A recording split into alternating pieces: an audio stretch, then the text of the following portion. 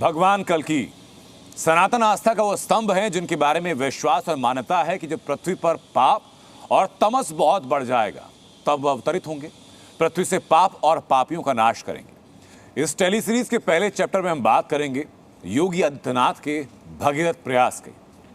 वो संभल जहां की तंग गलियों से कभी पुलिस वाले निकलने से कतराते थे, वो संभल जिसका इतिहास रक्त रंजित है, सांप्रदायिक हिंसा से रंगा हुआ है, उसी संभल में सनातन के प्रतीकों को, उसी संभल में कल्कि के गौरव को वापस लाने का रास्ता दिखा रहे हैं उत्तर प्रदेश के मुख्यमंत्री योगी आदित्यनाथ। इस टेली सीरीज के दूसरे हिस्से में आपको बताएंगे संभल में सनातनी सभ्यता से जुड़े हुए वो तमाम साक्ष्य जो इतिहास की गर्त में छुपे हुए थे, जिनको छिपा दिया गया था। वो साक्ष्य जो बताते हैं कि वहां पर सनातन का केंद्र संभल हुआ करता था। वो साक्ष्य जो बताते हैं कि कल्कि अवतार से पहले वहां पर कितने कूप, कितने मंदिर रहे। इस टेली सीरीज के तीसरे चैप्टर में आपको दिखाएंगे योगी आदित्यनाथ का धर्म युद्ध। आज जिस संभल को संभल धाम कहा जा रहा है, जिस संभल में सनातन के साक्ष्य निकलकर सामने आ रहे हैं, उन साक्ष्यों का वहां विरोध भी हो रहा है। इस भावना का विरोध हो रहा है कि सनातन से जुड़े हुए संभल के साक्ष्यों को उजागर किया जाए। इस टेली सीरीज के चौथे चैप्टर में आपको बताएंगे शंभाला के बारे में, यानी संभल का पौराणिक, ऐतिहासिक, सांस्कृतिक और सनातनी महत्व। इस चैप्टर में आपको बताएंगे कि संभल, शंभाला और भगवान कल्कि का संबंध क्या है। लेकिन सबसे पहले आप देखिए योगी आदित्यनाथ का वो भागीरथ प्रयास, जिसकी वजह से आज संभल में वो हो रहा है जिसके बारे में किसी ने कल्पना तक नहीं की थी।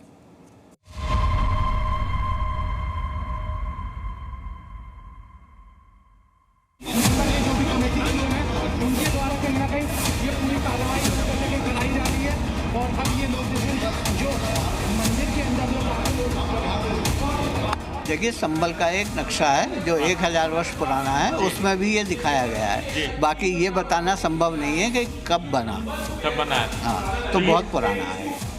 संभल की प्राचीन कल्कि धाम पर एएसआई की टीम, प्रशासनिक अधिकारी और मीडिया के कैमरे जब पहुंचे तो कल्कि धाम एक बार फिर सुर्खियों का हिस्सा बना। 1000 वर्षों से ज्यादा प्राचीन इस धाम पर एएसआई की टीम ने हर प्रमाण को गौर से देखा। वैज्ञानिक पद्धति से धाम के परिसर और कूप की जांच की गई ताकि संभल के कल्कि धाम के रखरखाव और इसके पुनरुद्धार की प्रक्रिया को आरंभ किया जा सके। यहाँ पर टीम पहुंची है। ये प्राचीन आप कूप देख सकते हैं, कृष्ण कूप है, जिसकी जो दीवारें हैं वो काफी पुरानी है, प्राचीन मंदिर है। ये कल्कि मंदिर है जो अहिल्या देवी होलकर ट्रस्ट के द्वारा चलाई जाती है। लेकिन मंदिर के बाहर सिर्फ ये देख सकते हैं, ये कूप है और इसी कूप का निरीक्षण करने के लिए एएसआई की टीम यहाँ पर पहुंची हुई है। वर्षों तक सनातनी आस्था का प्रतीक ये कल्कि धाम संभल की गलियों के बीच मानो उपेक्षित था। कृष्ण कूप पर उगाए झाड़ बताती है कि कल्कि धाम कभी भी राजनीतिक इच्छा शक्ति की प्राथमिकता नहीं रहा। लेकिन योगी आदित्यनाथ ने इस पीड़े को उठाया। जिस तरह भागीरथ गंगा को धरती पर लेकर आए, कुछ उसी तरह योगी आदित्यनाथ ने कल्कि धाम के लिए भागीरथ प्रयास किया, जो आज फलीभूत होता प्रतीत हो रहा। तो योगी जी स्वयं श्री कल्कि धाम के शिलान्यास में उपस्थित थे। तो नेचुरली हम सब भगवान श्री कल्कि नारायण के अवतार की प्रतीक्षा कर रहे हैं। और जब कल्कि अवतार होगा तो ये जो अधर्म है, ये जो अंधकार है, ये जो अहंकार है, ये जो असत्य है, ये जो पाप है, ये सब मिट जाएगा। तो जिस संभल में भगवान आने वाले हैं, उनके अवतार से पहले वो पूरा वातावरण ऐसा बनने जा रहा है, बनता जा रहा है, स्वतः बनता जा रहा है कि जैसे भगवान का अवतार अब बहुत जल्दी होने वाला है। संभल का कल्कि धाम उस आस्था का प्रतीक है जिसका वर्णन हिंदू ग्रंथों और पुराणों में है। कल्कि वो भगवान माने गए जो आएंगे और मानवता को पाप, मिथ्या के अहंकार से मुक्ति दिलाएंगे। कल्कि को भगवान विष्णु का वो अवतार कहा गया जो मानव सभ्यता को दोबारा सतयुग यानी सत्य और धर्म के मार्ग पर ले जाए। सनातन के सत्य और धर्म के इसी मार्ग पर योगी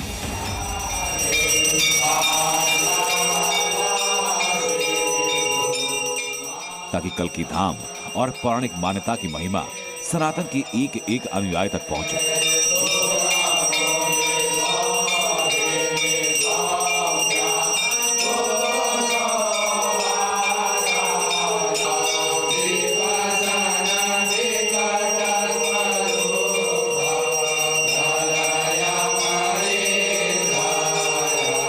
योगी को पता है कि सनातन के प्रतीकों का पुनरुत्थान का मार्ग बाधाओं से भरा है, लेकिन योगी ठान चुके हैं कि धर्म युद्ध में वो रुकेंगे नहीं, झुकेंगे नहीं।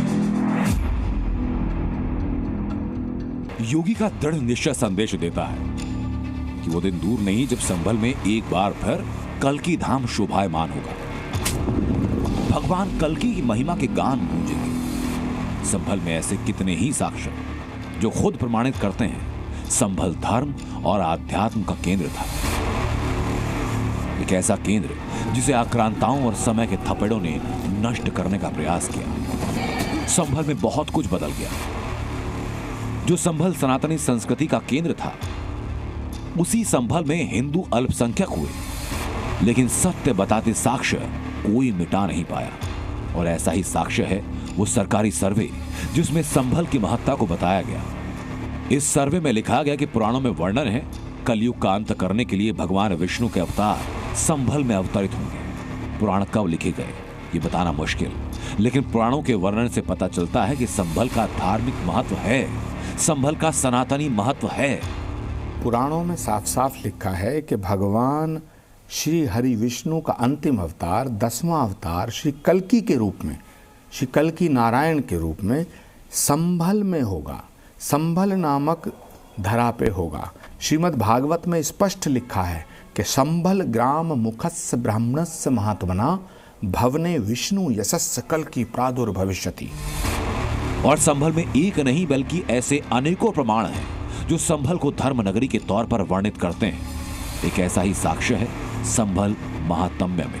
ये साक्ष्य एक नक्शा है जिसमें संभल के हरिहर मंदिर को केंद्र बनाकर संभल के मंदिरों और सनातनी प्रतीकों के बारे में बताया गया। सिर्फ दस्तावेज नहीं बल्कि संभल के मंदिरों के और भी कई साक्ष्य हैं जो संभल के हिंदुओं ने सहेज कर रखे हैं। कहीं भगवान विष्णु की प्रतिमा मिलती है, कहीं भूमि देवी की। ये सारे प्रतीक सनातनी संस्कृति के हैं और इसी वजह से इन अवशेषों को सिर्फ अवशेष नहीं बल्कि संभल और सनातन के प्रगाढ़ संबंधों का साक्ष्य कहा जाता है।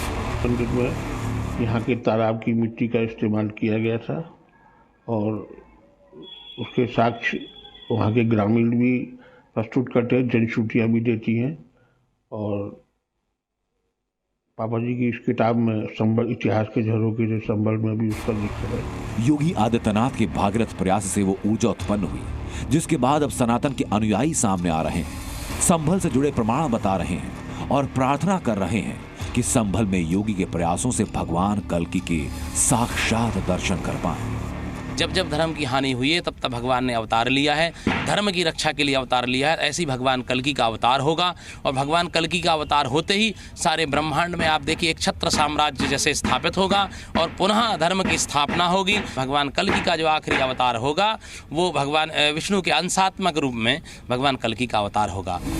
आक्रांताओं और अंधकार के दौर में संभल की पहचान मिटाने की कोशिश की गई, लेकिन आज भी सनातनी संस्कृति के अनुयायी मानते हैं कि संभल वो शंभाला है जिसका वर्णन पुराणों में है।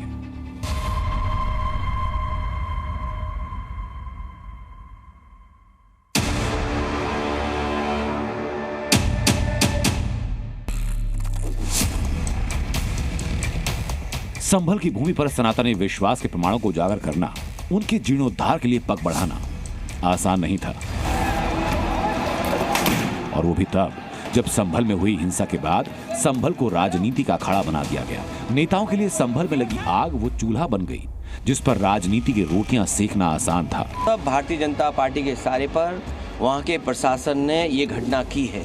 जब एक बार सर्वे के लिए सब सहमत थे, आप दोबारा सर्वे इसलिए कराने गए कि झगड़ा नहीं हुआ।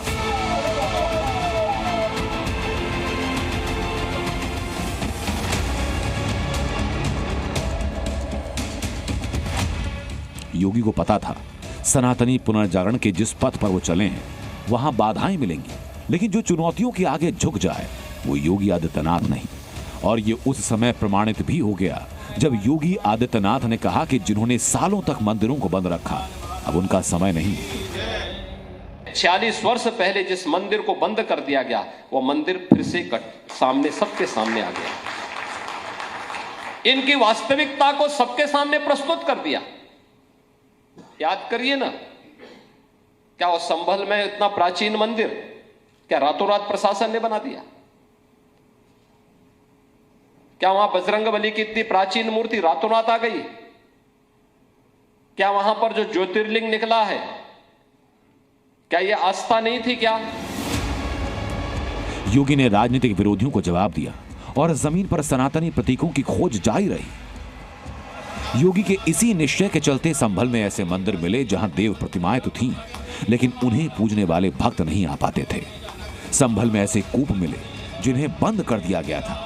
ऐसे धाम सामने आए जो जीर्ण शीर्ण अवस्था में पहुंच चुके थे। यानी सनातनी परंपराओं के पालन को रोकने के हर प्रयास को योगी के निश्चय ने एक एक कर धराशाही कर दिया।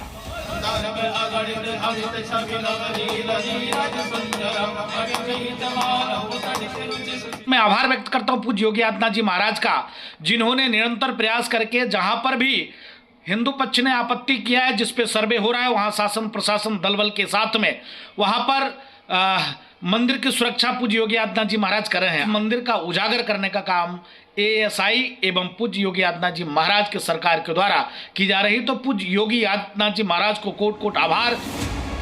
हिंदू मान्यताओं के अनुसार जिस तरह भगवान कल्कि पाप और अधर्म का नाश करेंगे, वैसे ही पथ पर योगी अग्रसर मंदिरों और सनातनी प्रतीकों के साथ अन्याय का जो पाप किया गया उसको रोक दिया गया। धर्म के अनुयायियों को उनके धर्म पालन करने का अधिकार मिल रहा है। सालों की पीड़ा का अंत हुआ है और संभल के सनातनी अनुयायियों को दोबारा देव दर्शन का सौभाग्य मिल रहा है। महसूस बहुत बढ़िया हो रहा है। कुल देवी है हमारा, तो कि कुल मंदिर है हमारा कुल देवियों का। बल्कि शादी होकर के जब मेरी घरवाली आई तो सब लोगों ने यही किया, घरवाली को सब बताते हैं, सब बच्चे, आज बच्चे बड़े हुए, 2 बच्चे भी हैं, सब ताओं को ये लगा कि चलो आज अपने पुश्ता मकान में देख के आए, उधर मंदिर भी है, अपने मंदिर को देख के आए। तो जब मंदिर का नामो निशान यहाँ घुसने ही नहीं दिया, हम आए तो बच्चे भी थे, तो क्या दाते क्या बोला। योगी अपने धर्म पथ पर आगे बढ़ रहे हैं। उनका एक ही लक्ष्य है, संभल में कल्कि के साक्षात दर्शन, और वो भी उन साक्ष्यों के साथ जो कल्कि धाम और सनातन के सत्य को सामने ला रहे हैं।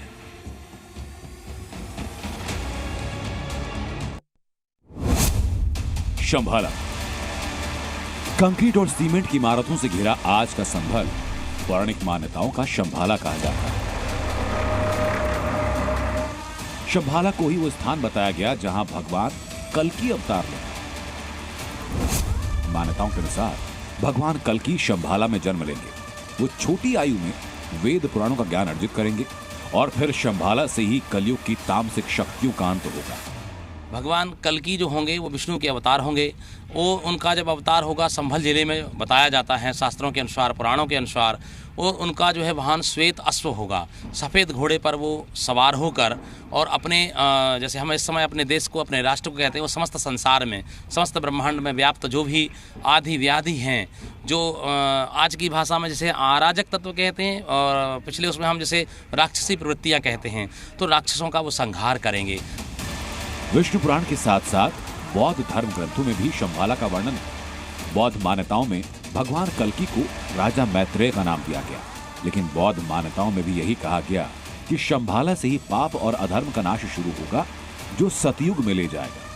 पौराणिक वर्णन और मान्यताओं में कल्कि है और इन्हीं भगवान कल्कि के धाम को पुनर्स्थापित करने के मार्ग पर चल निकले हैं योगी आदित्यनाथ। ब्यूरो रिपोर्ट, जी मीडिया।